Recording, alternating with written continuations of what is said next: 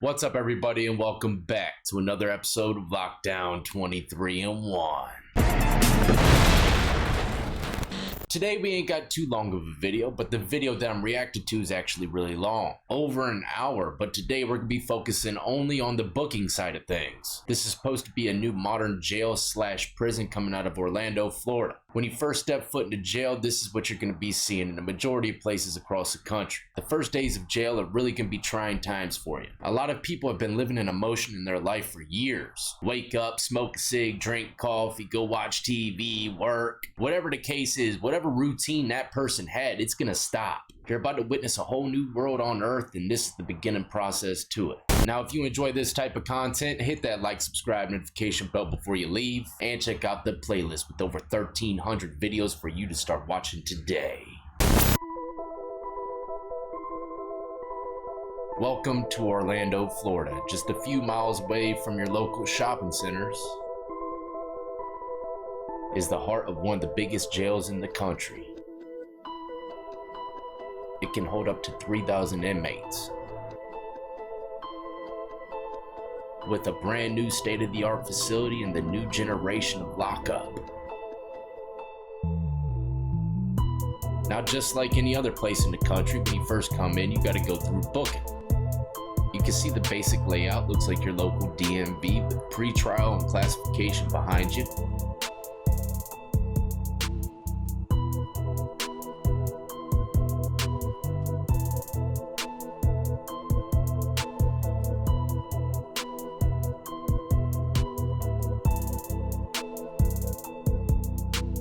But once you cross that door and go into booking, the officer has nothing to do with you. Correctional officers have the power from then on. And it's pretty wild to see the transfer of power go on right in front of your eyes. I don't know, it's kind of weird to me. It's like watching that part of the ocean where the salt and fresh water meet, two different colors. It's kind of like how it is when the deputy and the police officer start talking. This is the main booking floor. What we do here is we process the inmates and we take over their custody from the sheriff's department or one of the arresting agencies, police agencies. That lady is a sergeant, you can tell by the 3 yellow bars. And she has 300 guards under her command. Sergeants have to backtrack all the time, make sure people are doing what they're supposed to be doing. And she's heading towards an inmate right now that's claiming that he don't know no English. Mr. Martin, let me explain something to you. Yes, this is America, and you have the freedom of your speech when you're in my custody, in my jail. And I give you an order, and I know you can speak English and understand it, you're expected to follow that order. Do I make myself clear? If you do that again, you will stop the process of processing yourself. You won't have access to a phone, and you'll go to a holding cell where it will be very inconvenient for you. Now, the way that she replied to him, I'm guessing she probably knows for a fact he can speak English. It's probably written down in the file. Even got video footage or something, man. So trust and believe a sergeant like that, if I were to guess, she's gonna be playing by the book. She ain't just gonna be talking to anybody reckless like that, especially when there's a camera around. Whenever there's a camera around, everybody is checking their ends. Next step, you're gonna wait a little bit, then wait a little bit longer. Hopefully, you're out here waiting with everybody else, not acting up and waiting in a cell, freezing, wrapped in toilet paper. When you're sitting in this area, one thing that trips me out is you don't know what the next person's in there for. Me personally, I want to ask everybody, what the hell did you do, bro? Why you here? And I do to some individuals, but some people you just don't. You could be sitting next to a murderer, rapist, you have no idea. The older jails, what would happen is the process takes much longer. In this newer platform setting, we can expedite the process much more rapidly. I mean, exactly how new is this, man? Because I'm seeing tube sets. I mean, this little area opened up in 2006, so it's fairly new. I never seen a camera like that in booking though either. I usually see little webcams. They got a full-fledged surveillance photo of you. Anything on you the officer didn't find?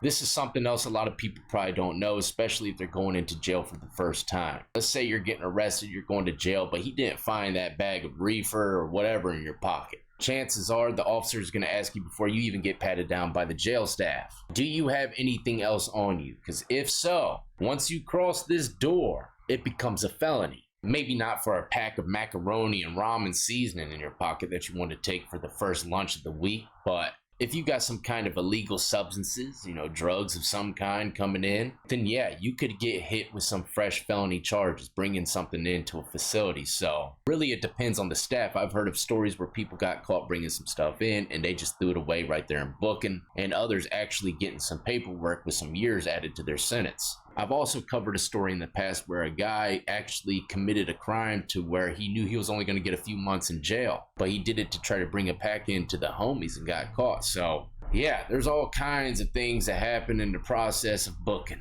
The inmate makes an accusation that property is missing, and we've got an accurate inventory, which, by the way, it is also photographed. We can prove that they didn't maybe have something when the inmate might have said they did. Now, she's speaking about all your personalized items, okay, your money and stuff like that. Believe it or not, some of that stuff comes up missing sometimes. And a lot of people only got the money in their pocket to depend on when they get locked up. So when that comes up missing, it could definitely hurt somebody's situation. In these old facilities, you think they're taking pictures of everything that's coming in? No, they're definitely ganking off of people's pockets. But they do have a little special hanging area where they house all the personal items. And if you're going home, you're gonna put those clothes on, they're gonna smell weird, like they've been sitting in a damn storage unit for 3 years, but they're your regular clothes, and I'm not gonna lie, it feels funny putting them things back on. It's almost like you're so used to the two-piece and jumper, whatever you might be wearing, after doing a few years, it's like, man, those street clothes is almost like a little clown outfit. But just like many other places, you're gonna go get your fingerprints done, your temperature, blood pressure, and ask you if you have any tattoos. If so, you're going to have to show them. Take pictures of it and log it. If it looks gang related, they'll send it to the gang unit. Tiny, right? You already know who I am, right? First of all, I see you got a 6-point star right there. Yes, sir. So obviously you're gang psycho folk. What do they call you? Casper. Casper. How long have you been GD for? Since I was 13. There you go. How old are you? 30. What are the gang related tattoos you have, man? I saw some other stuff walking out. So you've been in prison before too, then, huh? Okay. BOS, Brothers of the Struggle, Pitchforks Up, 6-point star. Well, you were GD. You didn't affiliate with International Posse or Crips or any of that stuff. You saw, did you? Yes, sir. You not causing no trouble in jail. Have no problems. We have bloods everywhere in the jail. You have no problems with anyone. Nope. Don't want to give you a problem with your tattoos. That's all you got on you. Yes, sir. Let me photograph him real quick, and then be on your way. If I need to talk to you again, I'll see you. I know you caused no trouble. I'm not trying to ride you. You're gonna stay up here and keep working. So as long as no problem, the gang stuff ain't even gonna bother you. Okay? Yes, sir. Got it. All right. Appreciate it, man. If anything else, I'll come see you. Need something, come get me. All right. And once all that's done, you'll be able to get your 3 phone calls. And usually those are the most important ones to let your family or whoever know to come get you, or that you might not be coming home for a few years to go get your stuff. But would you look at this? They got the phones built into the benches. I've never seen this before. Now they're gonna do something that they don't usually do until you get to prison. That's why I broke down what I did in the beginning, okay? This is kind of like a jail and a prison put together. Some people can go right home, bond out, but some people are gonna be doing some serious time. Might not be leaving this facility for 3 years until they go to prison. So they have to show videos like this. It doesn't matter how many times you've been in lockup. If you're gonna be going down to the penitentiary, they play these tapes called PREA tapes, Prison Rape Elimination Act tapes. I believe that's what they're called. I can't really remember, but they're corny as hell. They just break down the rules and regulations and some warning signs to stay away from. They just need to have someone doing it a little bit better, man. The way that they got it formatted just does not draw people's attention. Maybe have Lockdown 23-in-1 whip up a video for y'all. Be treacherous.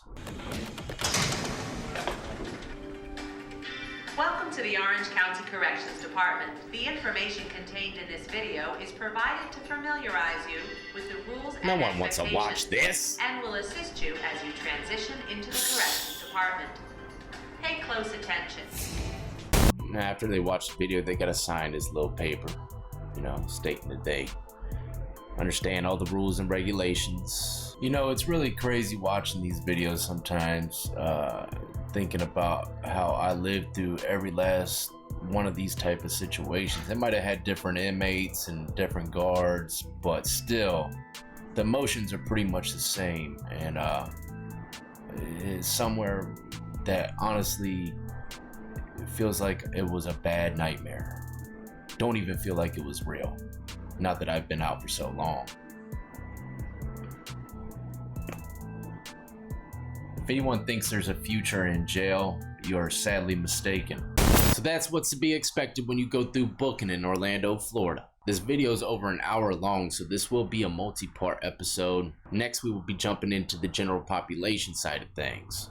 But as always, I salute every last one of you been supporting me since the beginning, and everybody who's just now joining the lockdown compound. Y'all be easy, be safe, and stay free.